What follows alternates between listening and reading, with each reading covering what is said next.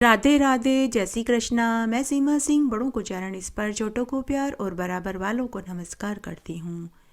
आज हम माघ मास का 10वां अध्याय सुनेंगे। इस अध्याय में दूत का विकुंडल को, गंगा का महात्म्य और वैष्णव महिमा का वर्णन सुनेंगे। साथ ही हम इस अध्याय में धरती माता की एक पौराणिक कथा भी सुनेंगे। आइए सबसे पहले हम माघ मास का 10वां अध्याय सुनते हैं। यमदूत विकुंडल से बोला कि हे वेश्यावर, बहुत से पाप करने वाला भी एक बार भी अगर गंगा जी में स्नान कर ले तो वह शुद्ध हो जाता है, उसे कभी नरक नहीं देखना पड़ता। गंगा सदृश तीर्थ न देव केशवात पर, ब्राह्मणेभ्य परम नास्ति एवं माह पितामह। अर्थात गंगा जी के समान तीर्थ नहीं, विष्णु के समान कोई देवता नहीं, ब्राह्मण के समान कोई श्रेष्ठ पुरुष नहीं, ऐसा ब्रह्मदेव में कहा है। शास्त्रों में कहा गया है कि सतयुग में सभी स्थान पवित्र थे, त्रेता युग में पुष्कर पवित्र था, द्वापर युग में कुरुक्षेत्र पवित्र था, लेकिन कलयुग में गंगा नदी पवित्र है। गंगा नदी जीवनदायिनी, आरोग्यदायिनी और वनो औषधि युक्त है। गंगा में नहाने से 7 जन्मों के पापों का क्षय हो जाता है, अनंत कोटि गुना फल प्राप्त होता है। गंगा का जन्म भगवान विष्णु के पैरों से हुआ था। साथ ही गंगा माँ शिव की जटाओं में निवास करती है। गंगा स्नान, पूजन और दर्शन कर लेने मात्र से ही मनुष्य के पापों का क्षय हो जाता है, रोग दोष से मुक्ति मिलती है। गंगा के किनारे जो मनुष्य प्राण त्यागते हैं या जिनकी अस्थियां गंगा जी में विसर्जित की जाती है, वे सीधे मोक्ष को प्राप्त होते हैं। माघ मास में गंगा स्नान, पूजन रिद्धि सिद्धि यश सम्मान को दिलवाती है। गंगा स्नान करने से अशुभ ग्रहों का प्रभाव समाप्त हो जाता है। अमावस्या के दिन गंगा स्नान करने, पितरों के निमित्त तर्पण करने, पिंडदान करने से सद्गति मिल जाती है। समस्त नदियों में गंगा सबसे अधिक पवित्र है। गंगा जल की एक बूंद संपूर्ण गंगा की भांति पवित्र कही गई है। सनातन धर्म में ऐसा कोई धार्मिक कार्य नहीं होगा जो बिना गंगा जल के पूरा होता हो, इसलिए सनातन धर्म में गंगा जल को पवित्र माना गया है। गोस्वामी तुलसीदास जी ने गंगा जल की महिमा के लिए कहा था कि गंगा नदी समस्त आनंद एवं मंगल करने वाली, सुख समृद्धि प्रदान करने वाली, इहलोक व परलोक की विपत्तियों का सर्वनाश करने वाली है। गंगा नदी के समान दूसरा कौन हो सकता है। सनातन धर्म में गंगा नदी को माता का दर्जा दिया गया है। हे वेश्य, कोई भी व्रत, दान, तप, यज्ञ गंगा जल की एक बूंद के समान नहीं है। जो नीच मनुष्य गंगा जी को दूसरे तीर्थों के बराबर कहता है, वह रो रव नरक में दुख भोगता है। हे वेश्य, बैकुंठ से विष्णु भगवान के चरणों से गिरे हुए गंगा जल को महादेव जी ने अपने मस्तक पर धारण किया था। गंगा नाम लेने से 100 योजन की दूरी पर रहने वाले लोग भी नरक में नहीं जाते। गंगा के समान नरक में जाने से बचाने वाला अन्य कोई उपाय नहीं है। पापों को भस्मीभूत करने के लिए गंगा में स्नान अवश्य करना चाहिए। हे वेश्य, जो मनुष्य कीचड़ में फंसी हुई गाय को निकालते हैं, रोगी की रक्षा करते हैं, गौशाला में मरते हैं और जिसने दान लेना छोड़ दिया है, वे लोग गगन में तारे बनकर चमकते हैं। प्रातःकाल स्नान करके जो नित्य प्रति 16 प्राणायाम करते हैं, वह यमलोक में नहीं जाते। उनका भ्रूण हत्या जैसा पाप भी नष्ट हो जाता है। माघ मास में तप, व्रत व अन्य नियमों का पालन करने का 1000 गोदान जितना फल पा लेता है। 1 माह तक कुशाग्र तथा गंगाजल पान करने वाले का फल 100 वर्ष प्राणायाम करने के बराबर मिल जाता है। छोटे बड़े सभी पाप प्राणायाम से थोड़े ही समय में मिट जाते हैं। हे वेश्य श्रेष्ठ, दूसरे की स्त्रियों को माता के समान देखने वाला तथा मन में जो पर स्त्री गमन की इच्छा नहीं करता वह दोनों लोकों को अपने अधीन कर लेता है। इसलिए धर्मनिष्ठ को पर स्त्री गमन नहीं करना चाहिए। पर स्त्री गमन करने वाले 21 नरकों का दुख भोगते हैं। दूसरे के धन का लोभ मन में नहीं करने वाले स्वर्ग में ही जाते हैं। किसी भी कारण से क्रोध उत्पन्न होने पर क्रोध पर विजय पाने वाला पुरुष स्वर्ग में जाता है। जो माता पिता की देवता के समान पूजा करते हैं वे अंत काल में यमलोक में नहीं जाते। जो गुरु की पूजा करते हैं वे ब्रह्मलोक में जाकर पूजन के योग्य होते हैं। हे वेश्य, स्त्रियों को अपने शील की सदैव रक्षा करनी चाहिए। दुष्ट संगति में पड़कर शील भंग होने से वे यमलोक को जाते हैं। अपने शील की रक्षा करने से ही स्त्रियां निसंदेह स्वर्ग को प्राप्त होती है। जो वेदाभ्यास से शास्त्र पुराण और संहिता पढ़ने सुनने और सुनाने से तथा स्मृति का व्याख्यान करने से धर्मोपदेश करते हैं तथा वेदांत शास्त्र में निपुण हैं वे ही लोग पृथ्वी को धारण किए हुए हैं, अन्यथा पृथ्वी तो कब की डूब जाती। जो शास्त्रीय ज्ञान से लोगों को उपदेश करके बंधन मुक्त करते हैं वे पाप रहित होकर ब्रह्मलोक को जाते हैं, जहाँ पर देवताओं द्वारा वे पूजनीय और वंदनीय होते हैं। सभी पापों को नष्ट करने वाला और पुण्य देने वाला मात्र गंगा है। राजा भागीरथ घोर तपस्या करके पाप नाशिनी गंगा को लेकर आए थे, इसीलिए गंगा सभी में श्रेष्ठ है। जब समस्त ब्रह्मांड का निर्माण करने के लिए विष्णु भगवान की नाभि कमल में ब्रह्मा जी प्रकट हुए, उस समय ब्रह्मा जी एक हाथ में कमंडल और अन्य हाथों में वेदों को धारण किए हुए थे। तीनों लोकों को पाप रहित करने के लिए वहाँ का जो पवित्र जल था वही पवित्र करने वाली विश्व जननी गंगा कही जाती है। ब्रह्मा के कमंडल से प्रकट होने वाली गंगा के साथ विष्णु भगवान से प्रकट हुई, परंतु ब्रह्मा जी ने कमंडल से नहीं निकाला। बहुत वर्ष व्यतीत हो गए। किसी समय दैत्यों ने 3 लोगों को जल से भर दिया। उस समय इंद्र आदि समस्त देवताओं ने मधुसूदन भगवान का पूजन किया। पूजन से प्रसन्न होकर भगवान ने कमंडल के जल से तीनों लोकों को स्थापित किया। इसके पश्चात विष्णु भगवान के चरण कमल से श्री गंगा जी प्रभावित होकर बह निकली। जब तक गंगा जी दृष्टिगोचर न हो गई उसके पूर्व भगवान शंकर ने उसे अपनी जटाओं में धारण कर लिया। गंगा जी का शिव जी के साथ योग होने से वह द्विज रूप हो गया। तब सब देवताओं ने वृषभ ध्वज की प्रार्थना की। तब शंकर जी ने अपनी जटाओं से गंगा जी को छोड़ दिया। उस समय प्रवाह रूप से जब गंगा जी गरजती हुई आकाश को चली तब उनका स्वरधरणी स्वरगंगा स्वर्गवाहिनी नाम पड़ा। उस समय राजा भागीरथ ने घोर तपस्या करके अपने पितरों की मुक्ति के लिए गंगा जी को पृथ्वी पर लेकर आए। वहां पर शेष आदि की स्तुति करने पर गंगा जी पाताल गुफा को चली गई। उस पाताल गुफा से राजा भागीरथ द्वारा लाई गई, इसीलिए गंगा जी का नाम भागीरथी पड़ा। तब राजा जैनु ने गंगा जी का पान कर लिया और उसको दक्षिण कान से निकाल दिया। तब उसका जगती तल में पुरुषा जाह्नवी नाम पड़ा। यही गंगा तीनों लोकों में भ्रमण करती है और तीनों लोकों की रक्षा करती है, इसीलिए जगत में गंगा का नाम त्रिपथगा पड़ा। गंगा जी कमंडलु समुद्रभूता विष्णुपाद समुद्रदवा गंगा हर जटोद्भूता स्वरधरणी लोक पावनी भागीरथी जाह्नवी तिस्त्रोता भीष्मसु मंदाकिनी भागवती त्रिलोक्यवासिनी, इन 13 नामों से वे विख्यात हुई। जो मनुष्य माघ मास में इन 13 नामों का दिन रात्रि जाप करते हैं उनका वास भागीरथी गंगा के तट पर होता है, इसमें कोई संदेह नहीं है। जो नित्य स्नान करने के साथ गंगा के इन 13 नामों को पढ़ते हैं, सुनते हैं या सुनाते हैं वे समस्त पापों से मुक्त होकर मरने के बाद कैलाश में ही वास करते हैं। मृत्यु के समय निश्चल मन से, भक्ति से, योग से, बंधन से मुक्त हो जाते हैं। वे लोग स्वर्ग लोक को लांघते हुए ब्रह्मपद को प्राप्त होते हैं।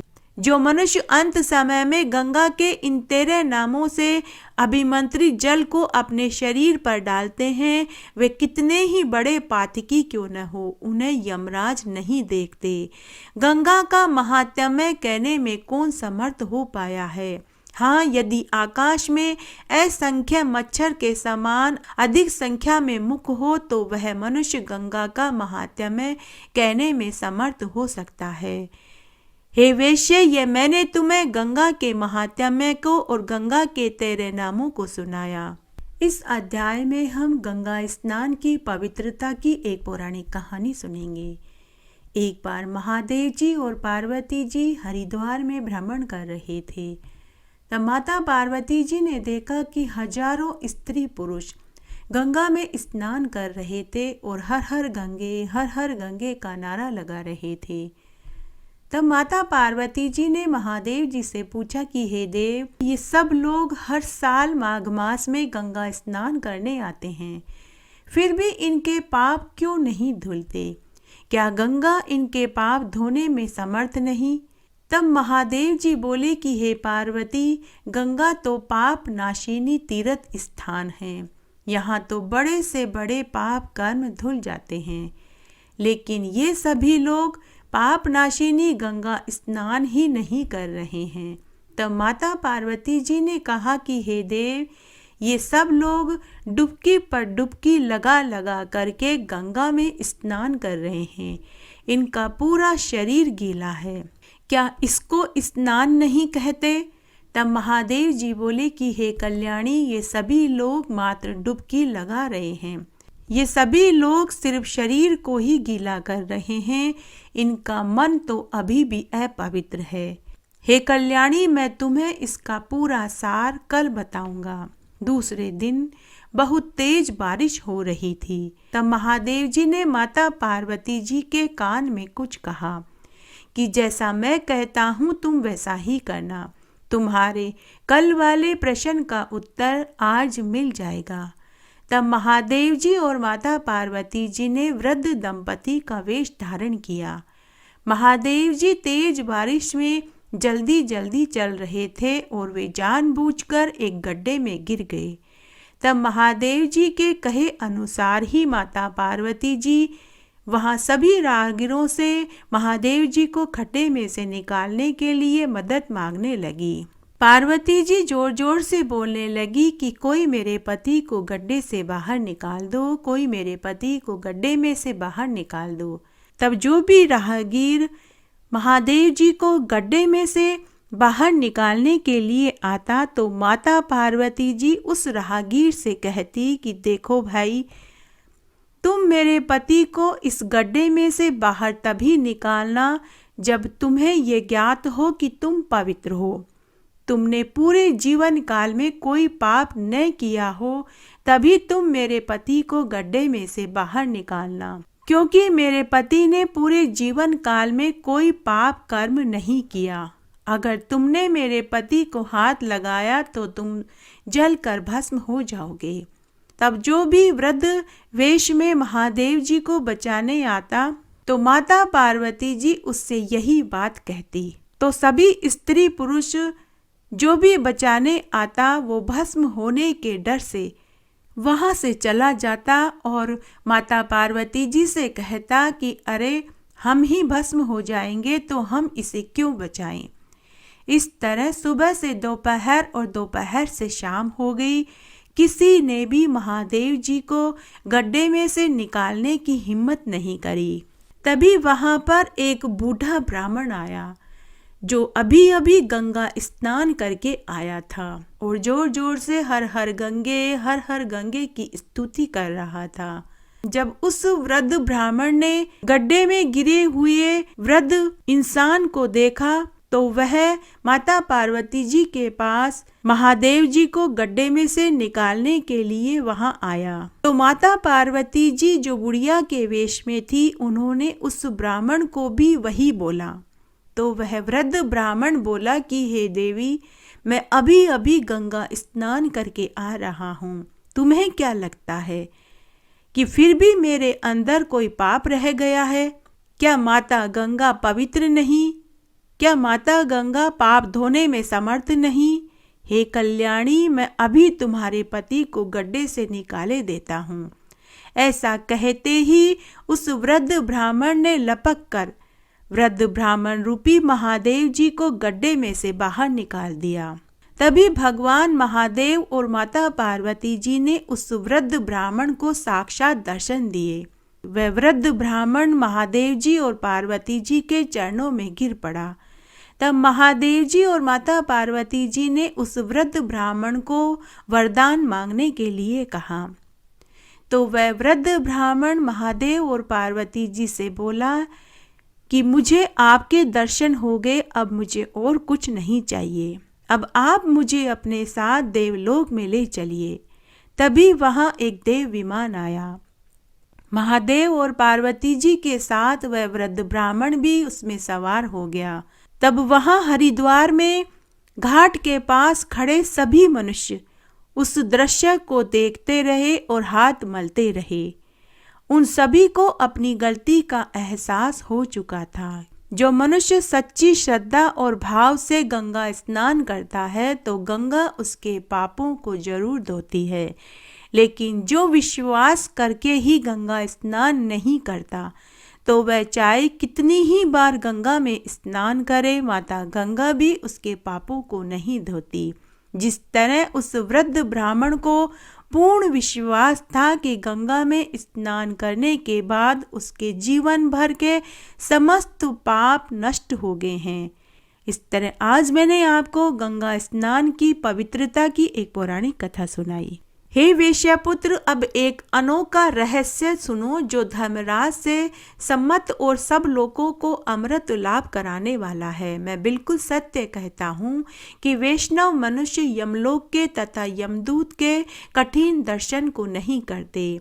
यमुना के भाई यमराज ने अपने दूतों से आदर पूर्वक बार बार यही कहा है कि तुम लोग वैष्णवों को कभी मत पकड़ना, वे मेरा दर्शन न करें। जो दुराचारी दुशील पापी लोग भूल कर भी एक बार भी यदि केशव भगवान को याद कर लेते हैं, वे पापों से छूटकर विष्णु भगवान के परम पद को प्राप्त होते हैं। जो बुद्धिमान मनुष्य वैष्णवों के सेवक हैं तथा वैष्णव जिस घर में भोजन करते हैं उनको भी तुम लोग छोड़ देना, क्योंकि उनके संसर्ग से वे भी पापों से निर्मुक्त हो जाते हैं। वे मनुष्य यमराज की राजधानी यमपुरी में नहीं जाते। विष्णु में भक्ति न करने वाला ब्राह्मण संसार में चांडाल के समान देखा जाता है। वैष्णव चाहे नीच वर्ण का ही क्यों न हो, वह भी तीनों लोकों को शुद्ध कर देता है। माता और पिता इन दोनों के कुल के घर में जब हरि भक्त पुत्र पैदा होता है तो उनके नरक में पड़े हुए पितर भी स्वर्ग में जाकर सुधा का पान करते हैं। वैष्णव भक्त के घर का अन्न ही सर्वोत्तम होता है। यदि वैष्णव के घर का अन्न न मिले तो पानी पीकर ही रह जाना चाहिए।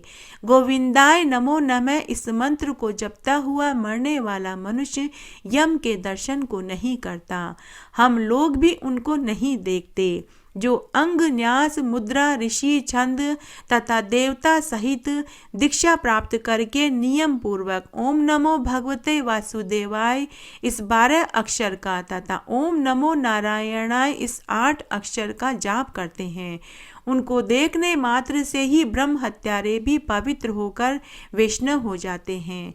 वे शंख चक्र गदा धारण करके वनमाला से सुशोभित होकर ब्रह्मा की आयु पर्यंत तक विष्णु लोक में आनंद सुख भोगते हैं। जो हृदय में, सूर्य में, जल में, मूर्ति में और स्थंडिल में हरि भगवान का पूजन करते हैं, वे मनुष्य विष्णु के श्रेष्ठ पद को प्राप्त होते हैं। दुर्लभो वैष्णवो राजा दुर्लभो विप्र वैष्णव दुर्लभो वैष्णव नारी अति दुर्लभो दुर्लभा। अर्थात सबसे पहले तो वैष्णव राजा दुर्लभ है। यदि राजा वैष्णव है तो उसकी प्रजा भी वैष्णव ही होगी। वैष्णव ब्राह्मण दुर्लभ है और अगर ब्राह्मण वैष्णव है तो उसके शिष्य भी वैष्णव ही होंगे। वैष्णव नारी दुर्लभ है, अगर नारी वैष्णव है तो उसके पुत्र पौत्र भी सभी वैष्णव ही होंगे। अगर ऐसा होता है तो धर्म का अवश्य विस्तार होता है। शास्त्रों में वर्णित है कि वैष्णव मंत्रों का जाप करने वाला वैष्णव भक्त जिसको अपने नेत्रों से देख ले या स्पर्श कर ले तो वह व्यक्ति भय से और पापों से मुक्त हो जाता है। ओम नमो भगवते वासुदेवाय। यह भगवान विष्णु का द्वादशा अक्षर मंत्र है। द्वादशा अक्षर मंत्र की महिमा को बताते हुए शास्त्रों में कहा गया है कि यदि मनुष्य माघ मास में सत्कर्म करते हुए सोते जागते उठते बैठते चलते फिरते हुए भगवान के इस द्वादशा अक्षर मंत्र का जाप करते हैं, वे अपने 7 जन्मों के पापों को धो देते हैं। उनके पितरों का उद्धार हो जाता है। वे मरने के बाद सद्गति को प्राप्त होते हैं। जिस घर में इस मंत्र का उच्चारण होता है वहाँ कभी अलक्ष्मी नहीं आती, वहाँ हमेशा स्थायी लक्ष्मी का वास होता है। ओम यह ब्रह्मांडीय व लौकिक ध्वनि है। नमो अभिवादन प्रणाम और नमस्कार भगवते शक्तिशाली दयालु और दिव्य वासुदेव। वासु का अर्थ है सभी प्राणियों में जीवन और देवाय का अर्थ है ईश्वर। तो इसका पूरा अर्थ है ऐसे भगवान जो सभी प्राणियों का जीवन है। यह मंत्र भगवान विष्णु और कृष्ण दोनों का है। इसमें 2 परंपराएं हैं, तांत्रिक और पौराणिक। यह एक सर्वोच्च विष्णु मंत्र है। इस मंत्र को पढ़ने से ग्रहों की शांति होती है। जिन व्यक्तियों की कुंडली में ग्रह अशांत हैं उन्हें इस मंत्र का जाप सदा करते रहना चाहिए। जो व्यक्ति इस मंत्र का जाप करते हैं उनकी सभी इच्छाएं भगवान विष्णु पूरी कर देते हैं। इस मंत्र का जब भी जाप करें तो तुलसी या रुद्राक्ष की माला हाथ में लेकर फेरनी चाहिए। इस मंत्र का पूरा फल पाने के लिए विष्णु भगवान की मूर्ति के सामने या विष्णु मंदिर में या तुलसी के पौधे के पास बैठकर के बोलना चाहिए। इसका चमत्कारी फल मिलता है। इस मंत्र के विधान में विनियोग और न्यास का प्रावधान है। विनियोग के लिए दाएं हाथ में जल ग्रहण करें, फिर मंत्र बोलें, फिर जल किसी पात्र में छोड़ देवें। इस मंत्र के जाप से श्री हरि की कृपा तुरंत प्राप्त हो जाती है। यह मंत्र नारायण कवच के नाम से जाना जाता है। द्वादशाक्षर मंत्र का जाप करने और तुलसी दल मिश्रित जल अगर किसी प्रेत योनि पर भी डाल दें तो उसका भी उद्धार हो जाता है। ओम नमो भगवते वासुदेवाय। इस मंत्र से बढ़कर न यज्ञ है, न व्रत है, न ही दान है। इस मंत्र को जाप करने वाला मनुष्य इस संसार के समस्त सुखों को भोग कर मरने के बाद विष्णु लोक को ही जाता है। इस संबंध में एक पौराणिक कथा इस तरह है। एक बार एक बहुत छोटा सा गांव था। उस गांव में एक ब्राह्मण अपनी पत्नी के साथ रहता था। उस ब्राह्मण को अपनी पत्नी से एक मंद बुद्धि पुत्र पैदा हुआ। ब्राह्मण ने अपने पुत्र का नाम ऐत्रेय रखा। जब ब्राह्मण ने देखा कि उसका पुत्र मंद बुद्धि है और उसकी जीभ तक भी नहीं हिलती तो उसने अपनी पहली पत्नी और पुत्र को छोड़ दिया और दूसरा विवाह कर लिया। दूसरे विवाह से ब्राह्मण को अनेक पुत्र पैदा हुए। वे सभी वेद शास्त्र के प्रणेता निकले। इस तरह ब्राह्मण अपनी दूसरी पत्नी और अपने पुत्रों के साथ आनंद से सुखपूर्वक जीवन व्यतीत करने लगा। इधर ऐत्रेय की माता दुखी होकर अपने पुत्र से कहने लगी कि मुझे मंद बुद्धि पुत्र पैदा हुआ है। मेरे पति ने दूसरा विवाह कर लिया, उससे उनको 4 पुत्र पैदा हुए हैं और वे सुख से जी रहे हैं। हे पुत्र, तुम मंद बुद्धि हो, मेरा तो मरना ही ठीक है। मेरे जीवन से मुझे कोई लाभ नहीं है। ऐत्रेय ने जब अपनी माता से ऐसे वचन सुने तो वह अपने घर से निकल गया और ब्राह्मणों के यज्ञ मंडप समाज में पहुंच गया। वहां अनेक ज्ञानी पंडित बैठे हुए थे। अचानक वहां ऐत्रेय के मुख से ओम नमो भगवते वासुदेवाय मंत्र निकला।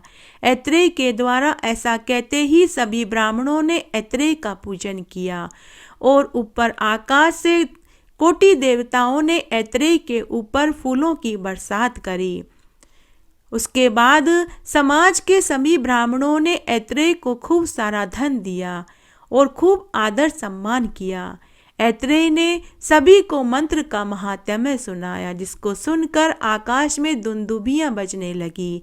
सभी देवताओं ने ऐत्रेय पर फूलों की बारिश करी। जब उसकी माता को पता चला तो उसने अपने पुत्र को गले से लगा लिया। तब ऐत्रेय ने अपनी माता का पूजन किया और उन्हें धन सुख से युक्त कर दिया। इसके बाद उसकी माता और ऐत्रेय इस जीवन के समस्त सुखों को भोगकर मरने के बाद विष्णुलोक को प्राप्त हुए। ओम नमो भगवते यह महापापों का नाश करने वाला मंत्र है। इस मंत्र का जाप करने वाले, सुनने वाले और सुनाने वाले इस संसार के समस्त सुखों को भोगकर मरने के बाद परम पद को पाते हैं। पौराणिक कथा के अनुसार ध्रुव ने इस मंत्र का जाप करके विष्णु भक्ति को प्राप्त हुआ। जो मनुष्य इस मंत्र के 12 लाख जाप करता है वह संसार के समस्त तीर्थों का फल पा लेता है। भगवान विष्णु उस भक्त के सभी कष्ट दूर कर देते हैं और अभिष्ट वरदान प्रदान कर देते हैं। माघ मास में सभी कथा कहानियों के साथ में धरती माता की कहानी सुनने का बहुत पुण्य फल मिलता है। आइए अब हम धरती माता की एक पौराणिक कथा सुनते हैं। एक बार की बात है, सतयुग के जमाने में एक छोटा सा गांव था। वह गांव सरयू नदी के तट पर स्थित था। उस गांव के राजा का नाम महेंद्रजीत सिंह था। उस राजा के राज्य ज्योतिषी का नाम धर्मदत्त था। राजा महेंद्रजीत सिंह बड़ा ही धार्मिक प्रवृत्ति का था। वह अपनी प्रजा का पालन अपने पुत्र के समान ही करता था। राजा आए दिन यज्ञ, हवन, दान पुण्य करता था। गरीबों को, निसहायों को हमेशा अन्न, वस्त्र, रुपया दान दिया करता था। राजा सभी तरह के व्रत, उपवास, पूजा पाठ पूरे नियम धर्म से करता था। राजा के राज्य में सभी सुखी थे। उसके राज्य में कोई भी प्राकृतिक आपदा नहीं आई थी। पूरी प्रजा भाईचारे के साथ रहती थी। राजा के राज्य ज्योतिषी की धर्म पत्नी बड़ी ही सुविचारों वाली धार्मिक महिला थी। वह भी सभी तरह के व्रत, उपवास, पूजा पाठ, दान पुण्य किया करती थी। उसने सभी एकादशियों के, प्रदोष के, पूनम, मावस के व्रत किए। साथ ही सभी व्रतों का उसने धूमधाम से उद्यापन किया और उसने अपने नाते रिश्तेदारों को लेने देने में कभी कोई कोर कसर नहीं छोड़ी। वह खूब देन लेन करती थी। उसने अपने भतीजे भांजियों का खूब मायरा भरा। उसने धर्मराज जी की कहानी सुनी, उद्यापन किया। पोपाबाई की कहानी सुनी, उद्यापन किया। उसने अपने जीवन काल में 3 बार कार्तिक स्नान, 3 बार बैसाख स्नान और 2 बार माघ स्नान किया। उसने पुरुषोत्तम मास में भी 3 बार स्नान किया, व्रत किया, दान पुण्य किया। पूरे गांव वाले ये जानते थे कि राजा के बाद अगर कोई इस गांव में व्रत, उपवास और दान पुण्य करता है तो राज्य ज्योतिषी की पत्नी लाजवंती करती है। उड़ती उड़ती यह खबर राजा के कानों तक भी पहुंची तो राजा को भी बहुत प्रसन्नता प्राप्त हुई। इस तरह समय गुजरने लगा। तब एक दिन इसे संयोग ही कहें कि राजा और राज्य ज्योतिषी की धर्म पत्नी दोनों का एक ही दिन स्वर्गलोक गमन हो गया। दोनों को लेने के लिए देव विमान आया। दोनों अलग अलग विमान में बैठ कर के गए तो राजा को स्वर्ग का वास मिला, लेकिन राज्य ज्योतिषी की धर्मपत्नी को नरक का वास मिला। वह नरक में पाप की गठरी लेकर इधर उधर भूखी प्यासी भटक रही थी। पाप की गठरी के बोझ से वह दबी जा रही थी। उसे वहां कोई दिखाई नहीं दे रहा था, जबकि नरक के वासी सब उसे देख सकते थे। वह भूखी प्यासी 3 दिन तक भटकती रही। वह पाप की गठरी के बोझ से न बैठ सकती थी, न सो सकती थी, न ही उसे खाने पीने को कुछ मिला। तब चौथे दिन राजा महेंद्रजीत सिंह स्वर्ग के बगीचे में सुबह सुबह टहल रहे थे तो उन्होंने देखा कि उनके राज्य ज्योतिषी की पत्नी बेसुध नरक में इधर उधर घूम रही है और उन्होंने देखा कि उसके सिर पर भारी सी गठरी पड़ी है। राजा उसे देख सकते थे, लेकिन राज्य ज्योतिषी की पत्नी राजा को नहीं देख सकती थी। तब राजा राज्य ज्योतिषी की पत्नी के पास नरक में पहुंचे और उससे बोले कि हे कल्याणी, मैं राजा महेंद्रजीत हूँ और तुम मेरे राज्य ज्योतिषी की धर्म पत्नी हो। हे भद्रे, तुम्हारी यह हालत क्यों हुई? जबकि तुमने तो अपने जीवन काल में खूब दान पुण्य व्रत उपवास किए। तुम मुझे बताओ मैं तुम्हारी क्या मदद कर सकता हूँ। तब लाजवंती रोती हुई राजा महेंद्रजीत सिंह से बोली कि हे महाराज, मेरे सिर पर यह एक बड़ी भारी गठरी पड़ी है, इसे न मैं उतार सकती हूँ न ही हटा सकती हूँ। हे महाराज, मैं आपको देख भी नहीं पा रही हूँ। हे महाराज, मुझे सब नहीं मालूम कि मेरी यह अवस्था क्यों और किस कारण हुई। मैं अपने दुख का कारण नहीं जानती। मैं यहाँ अपने दुख का कारण किससे पूछूं? तभी राजा ने नारद मुनि को याद किया। उसी क्षण नारद मुनि वहां प्रकट हो गए। राजा ने नारद मुनि से लाजवंती के दुख का कारण पूछा। तब नारद मुनि बोले कि हे राजन, इसके सिर पर जो ये गठरी है यह पाप की गठरी है। जब तक इसके सिर पर यह पाप की गठरी रहेगी तब तक यह किसी को देख नहीं पाएगी और न ही यह खा पी पाएगी।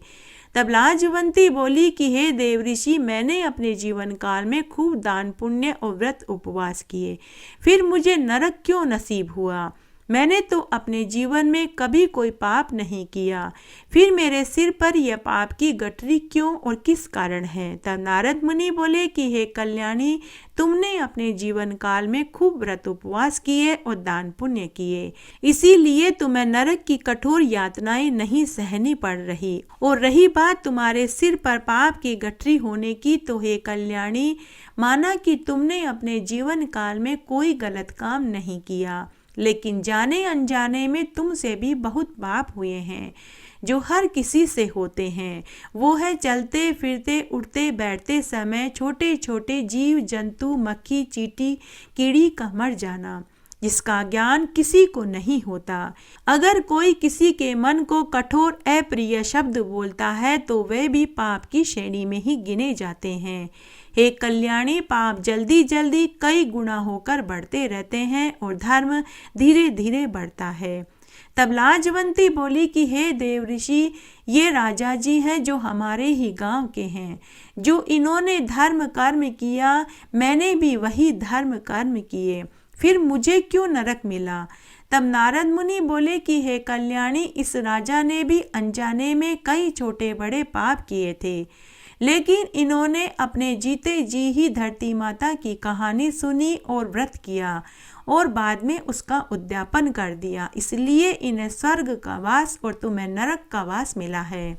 इसीलिए इन्हें स्वर्ग का वास मिला है और इसीलिए तुम्हें नरक का वास मिला है और तुम्हारे सिर पर यह पाप की गठरी है। हे कल्याणी, जब तक तुम्हारे सिर पर पाप की गठरी होगी तुम किसी को भी देख नहीं पाओगी और तुम इस पाप की गठरी को लेकर स्वर्ग में प्रवेश भी नहीं कर पाओगी। तब लाजवंती और राजा दोनों ने एक ही प्रश्न नारद मुनि से किया कि हे देव ऋषि, अब इसका क्या निवारण है? तब देव ऋषि नारद ने कहा कि हे राजन, अब तो इसका एक ही उपाय है। अगर इस कल्याणी के बेटा बहू 7 दिन तक पीपल के पेड़ के नीचे बैठकर धरती माता की कहानी सुने, व्रत करें और 7 दिन के बाद धरती माता के व्रत का उद्यापन करें, तो ये पाप की गठरी वापस से मृत्यु लोक में चली जाएगी और इस ब्राह्मणी को भी स्वर्ग का वास मिलेगा। ब्राह्मणी नारद मुनि से बोली कि हे देव ऋषि, लेकिन अब तो मैं मर चुकी हूँ, अब मैं ये कार्य कैसे कर सकती हूँ? तब नारद मुनि ने लाजवंती के ऊपर अमृत के छींटे दिए और कहा कि अब तुम धरती पर जाओ और स्वप्न में जाकर अपने बेटे को पूरी बात कहो। उसी क्षण ब्राह्मणी अपने पुत्र के स्वप्न में जाकर के बोली कि हे पुत्र, मेरे मरने के बाद मुझे स्वर्ग नसीब नहीं हुआ है। मेरे सिर पर पाप की भारी गठरी पड़ी है। मैं कई दिनों से नरक में भूखी प्यासी भटक रही हूँ। हे पुत्र, तुम्हें मेरे लिए एक काम करना होगा। तो ब्राह्मणी का पुत्र स्वप्न में ही बोला कि हे माँ, तुम्हारी जैसी पुण्य आत्मा को अगर स्वर्ग नहीं मिला तो फिर हम जैसे क्या उम्मीद करेंगे। हे माता, तुमने तो अपने जीवन काल में सभी तरह के व्रत उपवास और दान पुण्य किए, तुम्हें स्वर्ग क्यों नहीं मिला? हे माते, तुम मुझे बताओ, मैं ऐसा क्या करूं जिससे कि तुम्हें ये पीड़ा न उठानी पड़े। तब ब्राह्मणी अपने पुत्र से बोली कि हे पुत्र, तुम अपनी पत्नी के साथ धरती माता का 7 दिन तक व्रत करो, कहानी सुनो और 7 दिन के बाद व्रत का उद्यापन कर दो और इस व्रत का पुण्य फल तुम हाथ में जल लेकर मुझे सौंप दो। इससे मुझे मुक्ति मिल जाएगी। दूसरे दिन ब्राह्मणी के बेटे ने अपनी पत्नी को स्वप्न वाली बात बताई। उसके बाद बेटा बहू ने 7 दिन तक पीपल के पेड़ के नीचे बैठकर धरती माता की कहानी सुनी, 7 दिन तक व्रत किया और 7वें दिन व्रत का उद्यापन कर दिया और उस व्रत के फल को अपनी माँ को संकल्प भर कर छोड़ दिया। उसी क्षण ब्राह्मणी के सिर पर से पाप की गठरी मृत्युलोक में धरती माता ने झेल ली और ब्राह्मणी को स्वर्ग का वास मिला। धरती माता न केवल हमें अपने ऊपर चलने फिरने देती है, बल्कि हमारे अनजाने में हुए पाप के बोझ को भी खुद झेल लेती है। इसलिए हर प्राणी को अपने जीवन काल में धरती माता के नाम का व्रत करना चाहिए, कहानी सुननी चाहिए और उद्यापन करना चाहिए, ताकि हम भी धरती माता के इस कर्ज को कुछ हद तक उतार सकें और मरने के बाद हमें भी सद्गति मिले। हे धरती माता, जैसे सद्गति आपने राजा को दी और बाद में ब्राह्मणी को दी, वैसे सबको देना, कहानी कहने वाले को, सुनने वाले को और हुक्कारा भरने वाले को। घटती हो तो पूरी हो तो परवान चढ़े, भूले बिसरे नाम तेरे भंडार में भरे। इस प्रकार आज हमने माघ मास का 10वां अध्याय सुना। इस अध्याय में हमने भगवान विष्णु के 12 अक्षर मंत्र का महात्म्य और एक पौराणिक कथा सुनी। साथ ही हमने इस अध्याय में धरती माता की एक पौराणिक कथा सुनी। आशा करती हूँ आपको यह अध्याय जरूर पसंद आएगा। मेरे साथ बने रहने के लिए आपका धन्यवाद। आगे आने वाली कथा कहानियों के लिए भी आप इसी तरह मेरे साथ बने रहें। धन्यवाद।